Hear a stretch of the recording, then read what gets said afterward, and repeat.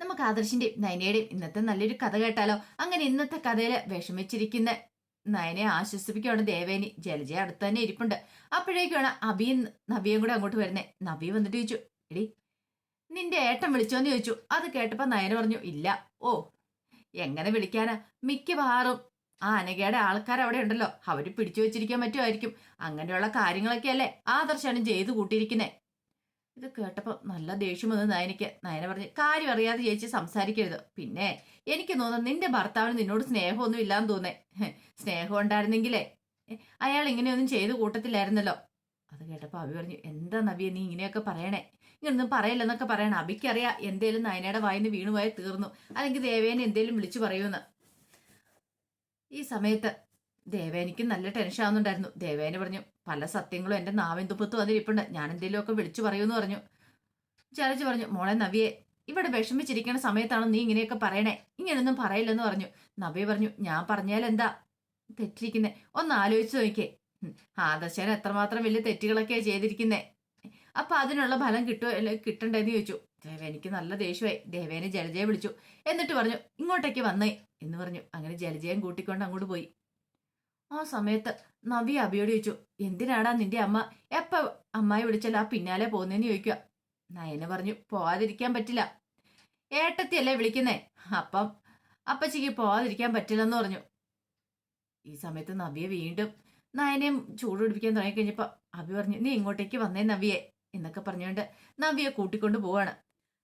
പിന്നീട് ജലജ അടുക്കളയിലേക്ക് കൂട്ടിക്കൊണ്ട് വരുവാണ് ദേവേനി. ദേവേനി പറഞ്ഞു, നിന്റെ മകള് എന്റെ ആദർശനെ കുറ്റപ്പെടുത്തുന്ന സമയത്ത് എനിക്കും എന്റെ മരുമോൾക്കും നന്നായിട്ട് നോവുന്നുണ്ടെന്ന് പറയണം.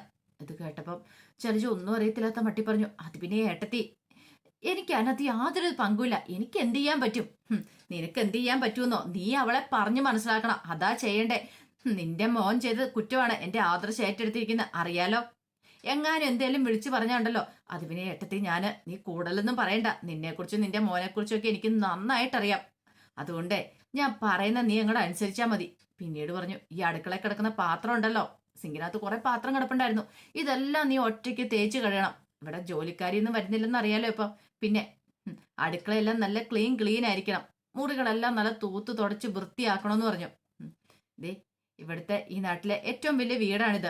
ഈ വീട് മുഴുവൻ തൂത്തുടച്ച് വൃത്തിയാക്കേണ്ട ഉത്തരവാദിത്തം നിന്റേതാണ്, ഒരിടത്തും ഒന്നും കാണല്ലെന്ന് പറഞ്ഞു. ഇത് കേട്ട് കഴിഞ്ഞപ്പം ദേവേനെ ഒരു രൂക്ഷമായിട്ട് ഇങ്ങനെ നോക്കുവാണ്. ജലജ, നീ എന്താടി നോക്കുന്നേ, നിനക്ക് ചെയ്യാൻ എന്തെങ്കിലും ബുദ്ധിമുട്ടുണ്ടോ? ഞാൻ ചെയ്തോളാം ഏട്ടത്തി. എന്നാ പറയുന്ന അങ്ങോട്ട് അനുസരിച്ചാ മതി. നീ നിന്റെ മോനും ചെയ്ത തെറ്റിനെ ഇത്രയെങ്കിലും ഞാൻ ശിക്ഷ അറിയണ്ടേ? എന്റെ മോൻ ഇപ്പോഴും അനുഭവിച്ചുകൊണ്ടിരിക്കുക നിങ്ങൾ ചെയ്ത തെറ്റിന്റെ പേരിൽ, അറിയാലോ. ചിലപ്പോ നിന്റെ മോനെ കൊണ്ട് ഞാൻ തെങ്ങിന് തടം വരെ എടുത്തു നിൽക്കും. കാരണം എന്താണെന്നറിയാവോ, നിന്റെ മോന് അതുപോലത്തെ തെറ്റാടി ചെയ്തിരിക്കുന്നേ. നിന്റെ മോന് നിനക്ക് ഒരു പണിയില്ലാത്തോണ്ടാ ഇങ്ങനെ ദൂഷിപ്പും ചിന്തിച്ചോണ്ടിരിക്കുന്നേ. അതുകൊണ്ട് പണിയില്ലാത്തതിന്റെ പ്രശ്നം ഞാൻ അങ്ങോട്ട് മാറ്റിത്തരാം. പറഞ്ഞത് കേട്ടല്ലോ, മര്യാദയ്ക്ക് പെട്ടെന്നെല്ലാം വൃത്തിക്ക് ചെയ്തോണം, ഇല്ലെങ്കിൽ സത്യങ്ങളൊക്കെ നബിയോട് വിളിച്ചു പറയും. വിളിച്ചു പറഞ്ഞാൽ പിന്നെ എന്താ സംഭവിക്കാൻ പോകുന്ന നിനക്കറിയാലോ. അതും പറഞ്ഞിട്ട് ദേവേനെ അങ്ങോട്ട് തിരിയുമ്പത്തിനും ജലജ, നീ പോടീന്ന് പറയണം. പെട്ടെന്ന് ദേവേനെ അങ്ങോട്ട് തിരിഞ്ഞു. നീ എന്താടി പറഞ്ഞേ? ഞാനൊന്നും പറഞ്ഞില്ല ഏടത്തി, നീ പോടീന്നല്ലേ പറഞ്ഞേ. അത് പിന്നെ ഇവിടെ അപ്പടി പൊടിയാന്ന് പറഞ്ഞ. മനസ്സിലായി, നീയല്ലേ ആള്. നിന്നെ ഞാൻ ഇന്നും ഇന്നലെ കാണുന്നല്ലോ ജലജെ, അതുകൊണ്ട് നീ കൂടുതലൊന്നും പറയണ്ട, ചെയ്യാൻ തന്നിരിക്കുന്ന പണി അങ്ങോട്ട് ചെയ്താൽ മതി എന്ന് പറഞ്ഞ് ദേവേനെ അങ്ങോട്ടേക്ക് പോയി. ജലജയ്ക്ക് കട്ടക്കഴിപ്പായിരുന്നു. പിന്നീട് ഈ സന്തോഷ വാർത്ത അഭി പോയി അനാമികയോടും വേണുവിനോടും കൂടെ പറയണം. അവർക്ക് ഭയങ്കര സന്തോഷമായി. ഈ സമയത്ത് വേണു ചോദിച്ചു, അല്ല നയനെ അറിഞ്ഞോന്ന് ചോദിക്കുക. ഇതുവരെയായിട്ട് പറഞ്ഞിട്ടില്ല. എന്തിനാടാ വെച്ച് താമസിപ്പിച്ചോണ്ടിരിക്കുന്നത്, എത്രയും പെട്ടെന്ന് അവളോട് കാര്യങ്ങൾ പറ, അവളുടെ വയറ്റിലുള്ള കുഞ്ഞങ്ങോട്ടേക്ക് പോട്ടെ എന്ന് പറഞ്ഞു. അനാമിക പറഞ്ഞു, അത് ശരിയാ അഭിയേട്ട, അതിനുള്ള കാര്യങ്ങളൊക്കെ നടത്തണമെന്ന് പറയാം. അതെ, അതിനുള്ള കാര്യങ്ങളൊക്കെ ഞാൻ അധികം വൈകാതെ തന്നെ ചെയ്യും. ആ കാര്യങ്ങളൊക്കെ അവൾ അറിയുകയും ചെയ്യും. അല്ല, അത് മാത്രമല്ല, അനന്തപുരിക്കാർക്കിടെ നല്ല ഇടിവെട്ട് പണിയല്ലേ നീ നിന്റെ ഭാര്യയും ചേർന്ന് കൊടുത്തിരിക്കുന്നേ. നവ്യ പരസ്യത്തിൽ അഭിനയിക്കാൻ പോയിരിക്കുന്നു. അത് ശരിയാ അങ്കിളെ, നവ്യ പരസ്യത്തിൽ അഭിനയിക്കാൻ പോയത് AM ജ്വല്ലറിയുടെയാ. മൂസ്തി ജ്വല്ലറിയുടെ പ്രധാന ശത്രു AM ജ്വല്ലറി, അവർക്ക് വേണ്ടിയിട്ടാ മോഡലാകാൻ പോയിരിക്കുന്നേ. പോട്ടെന്ന് ഞാനും വെച്ചു. അവളെ പിരിയേറ്റുവിടുന്ന ആള് ഞാനാണ്, പിന്നിൽ നിന്ന് കളിക്കുന്ന ഞാനാണ്. ഒളിഞ്ഞും തെളിഞ്ഞും ഒക്കെ അവൾക്ക് ഞാൻ സപ്പോർട്ട് കൊടുക്കുന്നുണ്ട്. എല്ലാ കാര്യത്തിനും അങ്ങനെ തന്നെയാണ്. അവളാണ് ഇനി എന്റെ പിടിവള്ളി എന്ന് പറഞ്ഞു. അനന്തപുരിക്കാരി തകർന്ന് തരിപ്പണമാകാൻ പോകുന്നുള്ളൂ. പിന്നെ അവൾക്കാണ് മോഡലിംഗ് ഇഷ്ടമുള്ള കാര്യമാണ് താനും. അതുകൊണ്ട് ആര് പറഞ്ഞാലും അവൾ അനുസരിക്കാനും പോകുന്നില്ല. വേണു പറഞ്ഞു ഇതൊരു നല്ല കാര്യം തന്നെയാ. അനന്തപുരക്കാർക്കുള്ള തിരിച്ചടിയല്ലേ. കാരണം ഏറ്റവും പ്രധാന എതിരാളികളുടെ പരസ്യത്തിലല്ലേ അനന്തപുരിയുടെ മരുമോൾ അഭിനയിക്കാൻ പോയിരിക്കുന്നേ. ഇത് കേട്ടപ്പോ അവി പറഞ്ഞു ഞാൻ എല്ലാവരുടെയും കണ്ടും ജയിൽ പുള്ളിയാ. അതുകൊണ്ട് എനിക്കിപ്പോ ഒന്നും നോക്കാനില്ല, എനിക്കൊരു പ്രശ്നവുമില്ല. അതുകൊണ്ട് നവ്യ മോഡലെങ്കിലും അഭിനയിക്കാൻ പോയിക്കൊള്ളാൻ ഞാനാ പറഞ്ഞേ. അവൾക്ക് അത് സന്തോഷമുള്ളൊരു കാര്യം തന്നെയായിരുന്നു. അത് കേട്ടപ്പോ അനാമിക പറഞ്ഞു മോഡലിംഗില് അഭിനയിക്കാൻ പോയിട്ടുണ്ടെങ്കിൽ എന്താ പ്രശ്നം ഇരിക്കണേ. വേണു പറഞ്ഞു അതെ, അനന്തപുരി വരുന്ന പെണ്ണുങ്ങളൊക്കെ അങ്ങനെ അടിച്ചമർത്തി വെക്കേണ്ട കാര്യമൊന്നുമില്ല. അവർക്ക് അവരുടേത് സ്വാതന്ത്ര്യമുണ്ട്. അവർക്ക് ഇഷ്ടമുള്ള ജോലി ചെയ്യട്ടെ. അനാമ പറഞ്ഞു അത് ശരിയാ. ഈ പറയുന്ന നയന മൂർത്തി ജ്വല്ലറി വലിയ ഡിസൈനർ അല്ലേ. പിന്നെ നവ്യടുത്തേക്ക് എന്തുകൊണ്ടാ അഭിനയിക്കാൻ പോയി കൂടാത്തെ, അഭിനയിക്കാൻ മേലേന്ന് ചോദിച്ചു. അഭി പറഞ്ഞു അതാ ഞാൻ പറഞ്ഞേ, നവ്യ അഭിനയിക്കാൻ പോകുന്നു, ഇനിയും പോകും അവള്. ആർക്കും അവളെ തടയാനൊന്നും പറ്റില്ല. അപ്പോഴേക്കും വീണു പറഞ്ഞു എത്രയും പെട്ടെന്ന് നയന സത്യങ്ങളൊക്കെ അറിയണം. അതെ, ഇനി വരാൻ പോകുന്ന 2-3 മണിക്കൂറിനുള്ളിൽ സത്യങ്ങളൊക്കെ അറിയും. അവിടെ കൂട്ടക്കരച്ചിലായിരിക്കും ഉണ്ടാവാൻ പോകുന്നേ. അതൊക്കെ പറഞ്ഞിട്ട് അഭി അങ്ങോട്ട് പോയി. അപ്പോഴേക്കും വേണു അനാമിയോട് പറഞ്ഞു മോളെ, നമ്മൾ മാത്രം പുകഞ്ഞിട്ട് കാര്യമില്ലോ, അവരും നന്നായിട്ടൊന്ന് പുകയട്ടെ, പുക ഞങ്ങോട്ട് കത്തട്ടെ എന്ന് പറയണം. ഭയങ്കര സന്തോഷമായിരുന്നു അവർക്ക്. പിന്നീട് അഭി തന്റെ ദുബായിലുള്ള ശിങ്കിടിയെ വിളിക്കണം. അയാളെ വിളിച്ചിട്ട് പറഞ്ഞു ആദർശ് അവിടെ ജയിലിലാണെങ്കിലും ഇവിടെ അറിയേണ്ട പലരും ആ കാര്യങ്ങളൊന്നും അറിഞ്ഞിട്ടില്ല, അറിയേണ്ടവര് പലരും ഉണ്ട്. ഇത് കേട്ടിപ്പോ അയാൾ കാര്യങ്ങളൊക്കെ എനിക്ക് മനസ്സിലായി, അതൊക്കെ ഞാൻ വിളിച്ചറിയിച്ചോളാന്ന് പറയണം. അഭിക്ക് സന്തോഷമായി. അഭി പറഞ്ഞു ഒരു കൂട്ടക്കരച്ചിൽ ഉയരണോ അവിടെ അനന്തപുരിയില്ല, അതാ വേണ്ടേന്ന് പറയണം. അതൊന്നും ഓർത്ത് നീ വിഷമിക്കേണ്ട അഭി, അതിന് വേണ്ടുന്ന കാര്യങ്ങളൊക്കെ ഞാൻ ഇപ്പൊ ചെയ്തോളാന്ന് പറയണം. ഇതേ സമയം നയനെ ആകെപ്പാടെ വിഷമിച്ചിരിക്കുക. ആദർശനെതിരായിട്ടും വിളിച്ചിട്ടില്ല. അപ്പോഴാണ് ഫോൺ ബെല്ലടിക്കുന്നത്. ഗൾഫ് നമ്പറാണല്ലോ, ആദർശാണെന്ന് തോന്നേ. ഭയങ്കര സന്തോഷത്തോടെ ഫോൺ എടുത്തിട്ട് ഹലോ എന്ന് പറയണ. അങ്ങേ തലക്കേന്ന് പറഞ്ഞു ചോദിച്ചു അല്ല ഇത് ആദർശിന്റെ വൈഫല്ലേന്ന് ചോദിക്കുക. അതെ. ഇങ്ങോട്ട് ചോദ്യങ്ങളൊന്നും വേണ്ട, അങ്ങോട്ട് ചില കാര്യങ്ങൾ പറയാൻ വേണ്ടി വിളിച്ച. ആദർശ് ഇവിടെ ഗൾഫിലെ ജയിലില്ല എന്ന് പറഞ്ഞു. അതും പറഞ്ഞിട്ട് കോൾ അങ്ങോട്ട് ഡിസ്കണക്ട് ആയിപ്പോയി. പെട്ടെന്ന് നയനക്ക് എന്ത് ചെയ്യണമെന്ന് അറിയില്ല. നയന ഒരു നിമിഷം ഇങ്ങനെ വല്ലാതെ പിന്നീട് നേരെ ഹാളിലേക്ക് ഓടുവാണ്. ഈ സമയത്ത് മൂർത്തി മുത്തശ്ശനാണെങ്കിലോ ഫോണിനകത്ത് ആദർശിനെയൊക്കെ വിളിച്ചിട്ട് കിട്ടുന്നുമില്ല. ആ സമയത്താണ് നയനെ അങ്ങോട്ടേക്ക് ഓടി വരുന്നത്. നയനയുടെ കരച്ചിലും വരവും കണ്ടു കഴിഞ്ഞപ്പത്തിനും മുത്തശ്ശൻ പെട്ടെന്ന് ചോദിച്ചു എന്താ മോളെ എന്ത് പറ്റിയെന്ന് ചോദിക്കുക. അത് പിന്നെ മുത്തശ്ശ ഒരു പ്രശ്നം ഉണ്ടെന്ന് പറയണ. എന്താ? അതെ, എനിക്കിപ്പോ ഗൾഫിൽ നിന്ന് ഒരു കോള് വന്നിട്ടുണ്ടായിരുന്നു. ആദർശാണ് അന്നോർത്താൻ ഞാൻ ആ കോൾ എടുത്തേ, പക്ഷെ അത് ആദർശാണ് ആയിരുന്നില്ല. അവർ വിളിച്ചിട്ട് എന്നോടൊരു കാര്യം പറഞ്ഞു. എന്താ മോളെ പറഞ്ഞെന്ന് മുത്തശ്ശൻ ചോദിച്ചു. അത് പിന്നെ മുത്തശ്ശ ആദർശാണ് ഗൾഫിലെ ജയിലിലാന്ന്. മുത്തശ്ശൻ ഞെട്ടിപ്പോയി.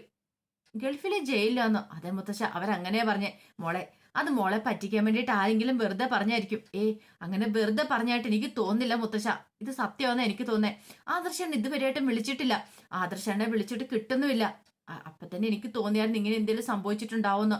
പ്രശ്നങ്ങളുടെ നടുവിലേക്ക് ആദർശേട്ടൻ ചെന്നേ. അതുകൊണ്ട് എനിക്ക് നല്ല പേടിയുണ്ട് മുത്തശ്ശ, എന്തേലും എത്രയും പെട്ടെന്ന് ചെയ്യണം. മുത്തശ്ശ അങ്ങോട്ടേക്ക് വിളിച്ചിട്ട് കാര്യങ്ങളുടെ സത്യാവസ്ഥ അറിയണം. മുത്തശ്ശൻ പറഞ്ഞു മോള് വിഷമിക്കേണ്ട, മോള് വിഷമിക്കാതെ പോയിക്കോ, എന്ത് വേണമെന്ന് എനിക്കറിയാം, ഞാൻ വേണ്ടത് ചെയ്തോളാം. മുത്തശ്ശൻ ഉദ്ദേശിക്കുന്ന പോലെ ഒന്നുമല്ല, ഗൾഫിലെ കാര്യങ്ങൾ അറിയാലോ, ഗൾഫിലെ ജയിലിലെ കാര്യങ്ങളൊക്കെ ഭയങ്കര സ്ട്രിക്റ്റാ. നമ്മുടെ കേരളത്തിലെ പോലെയൊന്നും അല്ല. അവിടെ വലിയ വലിയ ആൾക്കാരൊക്കെ ജയിലിൽ കിടന്നിട്ടുണ്ട്, പക്ഷെ ഒന്നും ചെയ്യാൻ പറ്റിയിട്ടില്ല. അതുകൊണ്ടാ മുത്തശ്ശൻ ഞാൻ പറഞ്ഞേ. മുത്തശ്ശൻ പറഞ്ഞു പേടിക്കേണ്ടെന്ന് ഞാൻ പറഞ്ഞില്ലേ, ഞാൻ പറഞ്ഞ മോൾക്ക് വിശ്വാസമില്ലേ. അങ്ങനെ പറഞ്ഞു കഴിഞ്ഞപ്പോ തന്നെ നയനെ അങ്ങോട്ട് പോയി. മുത്തശ്ശന് വല്ലാത്തൊരു ടെൻഷനായി പോയി. പിന്നീട് ജയനും അജയനും കൂടെ സംസാരിക്കുന്ന സമയത്ത് ജയൻ പറഞ്ഞു ഇനി എന്റെ മോനെ ഞാൻ ഗൾഫിലേക്ക് വിടത്തില്ല, ഞാനാ പോകത്തുള്ളൂ, അവനെ ഞാൻ വിടാനൊന്നും പോകുന്നില്ല.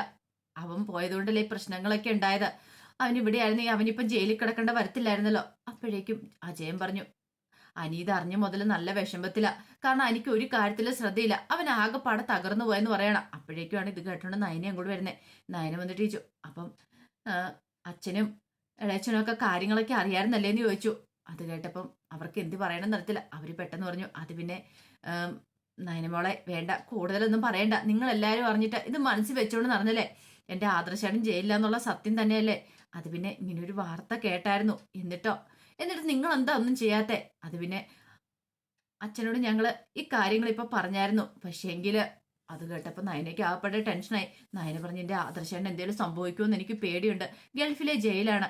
ആ സമയം ദേവേനെ അങ്ങോട്ടൊന്നു എന്താ കാര്യം എന്നൊക്കെ ചോദിക്കുകയാണ്. അപ്പോഴാണ് നയന ആ കാര്യം പറയണേ. അമ്മേ, ആദർശേട്ടൻ ഗൾഫിലെ ജയിലിലാന്നോ? ദേവേന് തകർന്നുപോയി. പിന്നീട് ജയന്റെ അടുത്ത് എന്നിട്ട് ചോദിച്ചു എന്താ ജയേട്ടൻ ഞാനീ കേൾക്കണേ, ആദർശ് മോൻ ജയിലിലാന്നോ? അത് പിന്നെ ദേവേനി ഇങ്ങനെ ഒരു വാർത്ത കേട്ടായിരുന്നു, ഏയ് അങ്ങനെ ഒരിക്കലും വരത്തില്ല. അങ്ങനെ വന്നാൽ പോലും ആരോ ആദർശനെ മനഃപൂർവ്വം കുടുക്കിയിരിക്കുന്ന. എന്റെ മോന്റെ ആപത്ത് വരാൻ പാടില്ല. എന്നിട്ട് നിങ്ങൾ എന്താ ഇങ്ങനെ നോക്കി നിൽക്കുന്നേ? എന്തേലും എത്രയും പെട്ടെന്ന് തന്നെ ചെയ്യണം. അപ്പോഴേക്കും ജയൻ ദേവേനോട് പറഞ്ഞു, ദേവേനി അച്ഛനോട് ഞങ്ങൾ ഈ കാര്യം പറഞ്ഞിട്ടുണ്ട്. അച്ഛൻ അവിടുത്തെ ആൾക്കാരെയൊക്കെ വിളിച്ച് സംസാരിക്കാന്ന് പറഞ്ഞിട്ടുണ്ട്. അത് പറഞ്ഞിട്ട് കാര്യമില്ല ജയേട്ടാ. എങ്ങനെയെങ്കിലും എത്രയും പെട്ടെന്ന് കാര്യങ്ങളൊക്കെ ഒരു തീരുമാനം ഉണ്ടാക്കണം. നിങ്ങൾ അങ്ങോട്ട് പോണമെന്ന് പറയണേ. അങ്ങനെ പോവണ്ടെന്ന് അച്ഛൻ പറയണേ. ഇപ്പൊ അങ്ങനെ പോയിട്ടുണ്ടെങ്കിൽ അത് അപകടം വന്ന്. ദൈവമേ, അങ്ങനെയാണോ? അത് കേട്ട് കഴിഞ്ഞപ്പത്തേന് നയനയ്ക്ക് ഭയങ്കര ടെൻഷനായി. നയനെ അങ്ങോട്ടേക്ക് തല കറങ്ങി അങ്ങോട്ട് വീഴുവാണ്. ആ സമയം ജലജ അങ്ങോട്ട് വരുന്നേ. ജലജയോട് ദേവേന് പറഞ്ഞു, ജലജ കുറച്ച് വെള്ളം ഓടിപ്പോയി എടുത്തോണ്ട് ഞാൻ പറയണം.